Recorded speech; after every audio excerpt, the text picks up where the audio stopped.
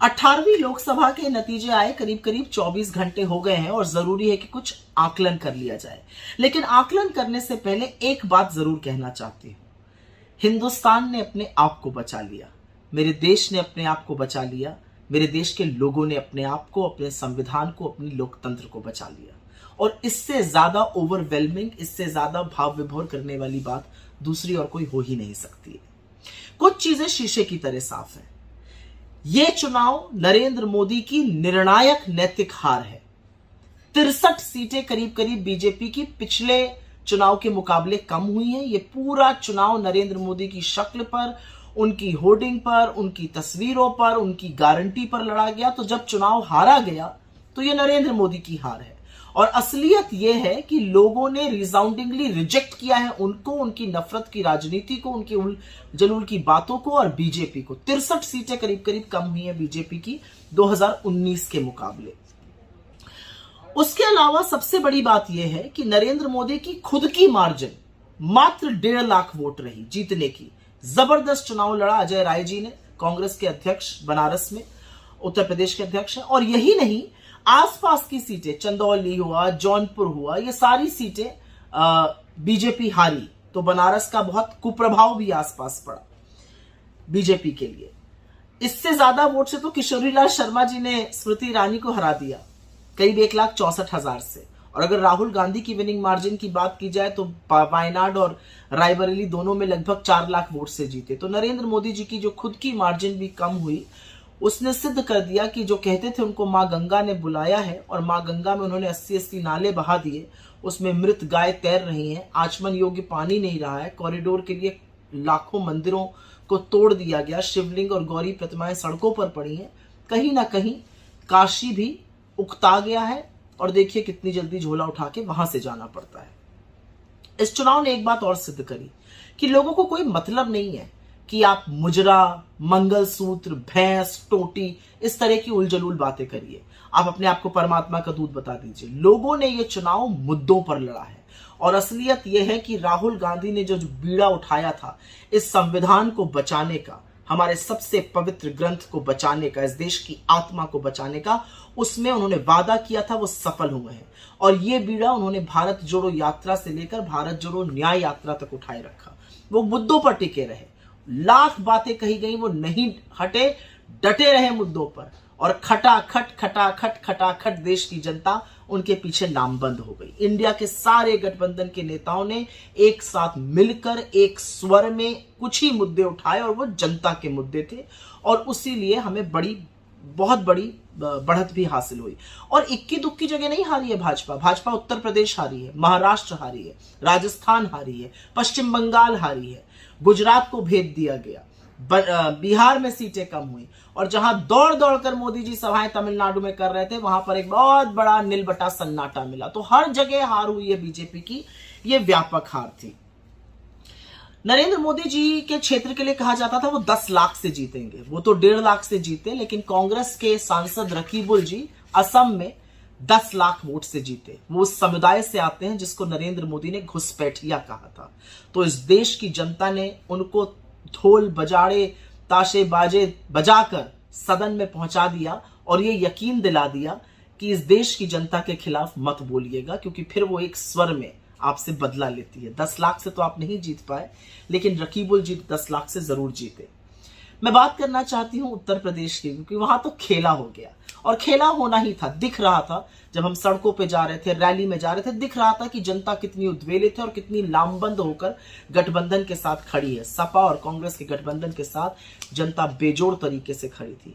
ये सच है कि उसी जनता ने जिताया। और अमेठी की बात करना चाहती हूं, किशोरीलाल शर्मा जी का जीतना एक बहुत बड़ा संदेश है, क्योंकि इस चुनाव में जनता ने कुछ बड़े संदेश दिए हैं। उसमें से एक बड़ा संदेश है, आप लखीमपुर किसान नरसंहार के मुख्य अभियुक्त को अपना मंत्री बनाए रखिएगा, कोई बात नहीं। इनफैक्ट उनके पिता को अपना मंत्री बनाए रखिएगा, कोई बात नहीं। ये जनता किसानों की मौत का और उनकी शहादत का बदला लेगी। अजय मिश्र टेनी को लखीमपुर से हराकर जनता ने इस बात का बदला लिया। आप प्रज्वल रवन्ना जैसे राक्षस के साथ खड़े रहेंगे, उसके नाम पर वोट मांगेंगे, जनता ने उसको हराकर औरतों के सम्मान का, उनकी आबरू का बदला लिया।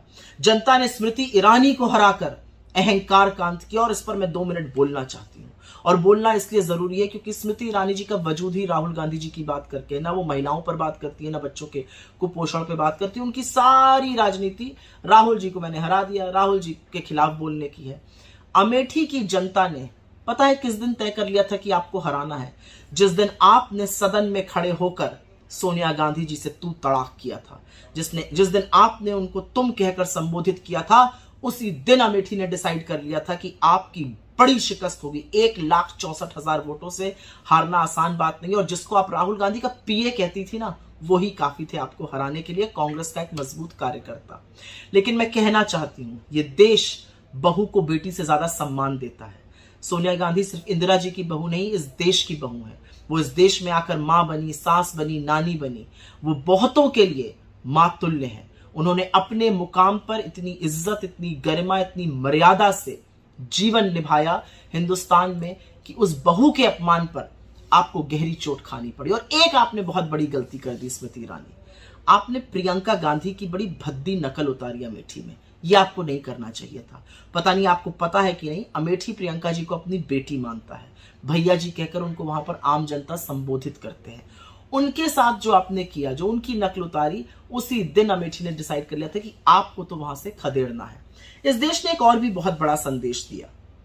इस देश ने न सिर्फ बीजेपी को अयोध्या में शिकस्त दी, पर श्रावस्ती में भी, जहां पर नृपेंद्र मिश्रा जी के पुत्र लड़ रहे थे और घूम घूम कर कहते थे मेरे पिता ने मंदिर बनवाया, वहां पर भी भाजपा को हराया।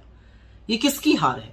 ये हार है उन लोगों की जिन्होंने प्रभु राम को एक छोटा सा बनाकर नरेंद्र मोदी को उनकी उंगली थाम दी, जिन लोगों ने गाने बनाए हम राम को लाए हैं। प्रभु राम जो देश ही के नहीं दुनिया के कड़-कड़ में बसते हैं, आस्था का प्रतीक है, मर्यादा का प्रतीक है, साहस का प्रतीक है, प्रेम का प्रतीक है, न्याय का प्रतीक है, उन्होंने विराट रूप धारण करके आपको हराया।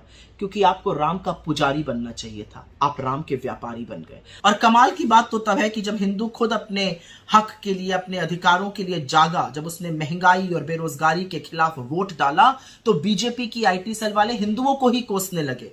और कोसने ही नहीं लगे, इतने घृणित, इतने अपमानित शब्द कहने लगे, किसी ने तो हिंदुओं को हिजड़ा तक कह डाला।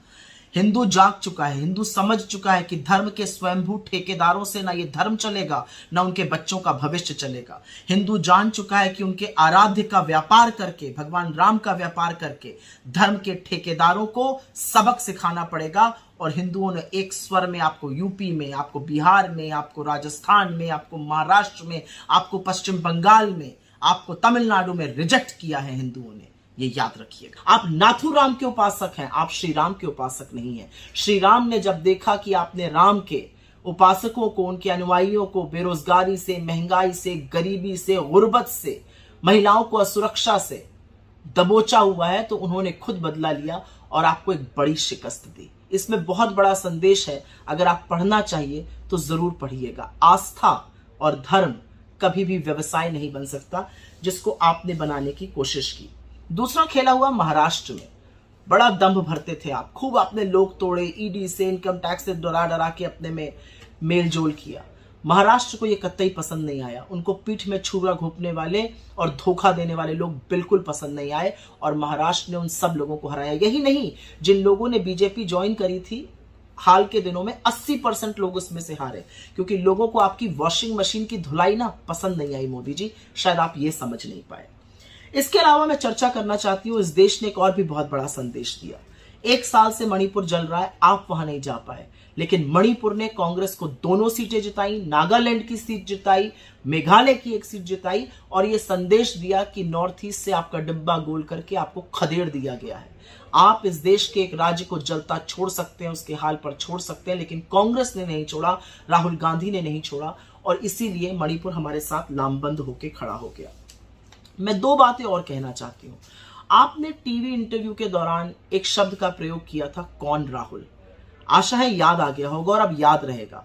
वो राहुल जिसने आपकी नींद उड़ा दी है, जिसने आपके दिन का चैन खत्म कर दिया है, वो राहुल जिसने आपके प्रधानमंत्री बनने पर प्रश्न चिन्ह लगा दिया, वो राहुल जो इस देश के गरीबों, मजदूरों, किसानों, महिलाओं, युवाओं के साथ खड़ा हो गया और आपको ललकार दिया, वो राहुल जिसने आपकी 63 सीटें हरवा दी, वो राहुल जिसने आपको शिकस्त दी, वो राहुल जो इस देश का बेटा है, वो राहुल जो इस देश का भाई है, वो राहुल जो इस आपकी तरह इस देश का राजा नहीं बनना चाहता, इस देश का बेटा और भाई बन के रहना चाहता है। याद रखिएगा कौन राहुल। एक और बात कहने की है और यह कहनी जरूरी है, इस देश का लोकतंत्र का चौथा स्तंभ मीडिया, मुख्य धारा का मीडिया जो मलबा बन चुका है, जिस मीडिया ने अपनी विश्वसनीयता, अपनी साख, अपने लोकतंत्र के चौथे स्तंभ के रोल को गिरवी रखकर, बेचकर नरेंद्र मोदी का चरण वंदन किया, उस मीडिया की आज कोई विश्वसनीयता बची ही नहीं है। वो नैरेटिव बनाने में तो निष्प्रभावी रहा ही। असलियत यह है कि नरेंद्र मोदी ने करीब 80-85 इंटरव्यू दिए और उस इंटरव्यू में एक में भी नैरेटिव नहीं बना पाए, बल्कि उल्टे अपनी मिट्टी पलीद करी। इंटरव्यू में प्रत्युत्तर ही नहीं पूछे गए। नरेंद्र मोदी ने कहा मैं परमात्मा का स्वरूप हूं। इंटरव्यू करने वाले उनका चेहरा देखते रहे कि शायद भगवान ही नजर आने लगे। नरेंद्र मोदी ने कहा कि क्या मैं सबको गरीब बना दूं। पूछने वाले ने यह नहीं पूछा आपके मन में गरीब बनाने की बात क्यों आई, आप सबको अमीर भी तो बना सकते हैं। नरेंद्र मोदी ने बोला दुनिया गांधी को ही नहीं जानती थी, गांधी पिक्चर के बाद पता चला। पूछने वाले ने यह नहीं पूछा कि 82 में पिक्चर आई थी, उसके पहले आइंस्टाइन से लेके मंडेला और मंडेला से लेके Martin Luther king junior, Gandhi इस देश की नैतिक धुरी है, इस विश्व की नैतिक धुरी है। किस तरह की बातें की आपने। तो मुख्य धारा के मीडिया ने वो हाल किया आपका, इतना माहौल बनाया आपका जो शायद पहले कभी नहीं बना था। मुख्य धारा का मीडिया शेयर मार्केट पे चर्चा करता रहा, लेकिन मुख्य धारा के मीडिया ने बेरोजगारी और महंगाई पर चर्चा नहीं की। और एक दो शब्द तो मैं जरूर बोलना चाहूंगी उन लोगों के लिए जो बड़े बड़े एग्जिट पोल लाते हैं। जब मोदी जी की लुटिया डूबने लगती है, जो उनके तारणहार बन के आ जाते हैं, प्रशांत किशोर जैसे लोग, क्या है इनकी राजनीति, क्या है इनकी साख, क्या है इनकी विश्वसनीयता। जो बीजेपी को अकेले दम पर 300, 350 सीट दे रहे थे, क्यों आते हैं आप हर बार उनके तारणहार बन के, क्यों हर बार उनको उबारने के लिए आप आते हैं? क्योंकि आप नरेंद्र मोदी के साथ हैं, आप उनके साथ लामबंद हैं। दुनिया की आंखों में आप कितनी भी धूल झोंकते रहिए। अंत में मैं सिर्फ एक ही बात कहना चाहती हूं और वो बात कहनी जरूरी है। यहां पर जो जंग, जो रण, जिस क्रांति का उद्घोष राहुल गांधी ने भारत जोड़ो यात्रा से शुरू किया था, जिस व्यक्ति ने इस देश के 4,500 किलोमीटर पैदल नाप दिए, जो मणिपुर से मुंबई तक की यात्रा करता है और इस देश के संविधान को बचाने के लिए अपने प्राण की आहुति देने की बात करता है, इस देश के युवाओं की रोजगार की बात करता है, महिलाओं के सम्मान और समृद्धि की बात करता है, किसानों की एमएसपी की बात करता है, मजदूरों की खुशहाली की बात करता है, ये देश उसके साथ उठ खड़ा हुआ है। क्योंकि उसको कोई फर्क नहीं पड़ता आप उसको क्या कहिए, आप उसको क्या कीजिए, वो साहसी है। और असलियत यह है कि साहस और सत्ता की लड़ाई में हर बार साहस जीतता है। यह आप भूल गए। आप भूल गए कि सत्य और असत्य की लड़ाई में हर बार जीत सत्य की होती है। आप भूल गए कि धर्म और अधर्म की लड़ाई में हर बार जीत धर्म की होती है। और हिंदू धर्म का आधार है सत्य, आधार है प्रेम, आधार है साहस, और इसीलिए जीत राहुल गांधी की हुई। एक सफेद टी शर्ट पहने हुए व्यक्ति ने आपको ऐसी शिकस्त दी। कैसा लग रहा है नरेंद्र मोदी जी, शहजादे की शह और मात पाकर?